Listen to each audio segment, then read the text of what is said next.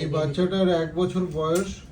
ও যখন 1 মাস বয়স ছিল তখন থেকে ও মুখে একটা হিমানজিওমা দেখা যায়। এই ডান দিকের ঠোঁটের পাশে একটু উঁচু হয়ে আছে, দেখা যাচ্ছে এখন অল্প অল্প ফেড হয়ে গেছে। নিয়ে যাও। তো এবার ও একবার ওষুধ খেয়েছে আমার কাছে, মাত্র 1 মাস। 1 মাস ওষুধ খাওয়ার পরে এখন আমরা ওর মার কাছে শুনবো।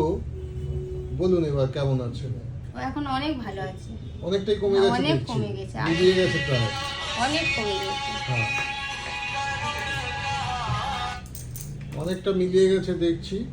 তো এনার এটা দেখাতে এসে উনি যেটা আরেকটা কথা বললেন সেটা হচ্ছে, এইবার বলুন আপনার ইয়াং বয়সে কি ছিল? আমার একটা ছিল এরকম কাঁধে, হ্যাঁ। সেটা এখন আমার কাছ থেকে ওষুধ খেয়ে কমে গেছে অনেক। আচ্ছা আচ্ছা, সেটা আর এখন অতটা দেখা যায় না। দেখা যায় না।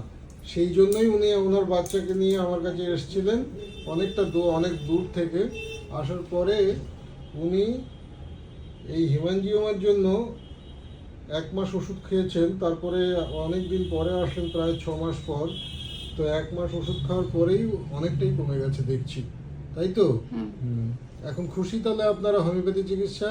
একদম খুশি। হ্যাঁ। ওই জন্য আমার কমে গেছে বলেই তো আমি এসেছি, আচ্ছা আচ্ছা, যে আমার ছেলে ঠিক কমে যাবে।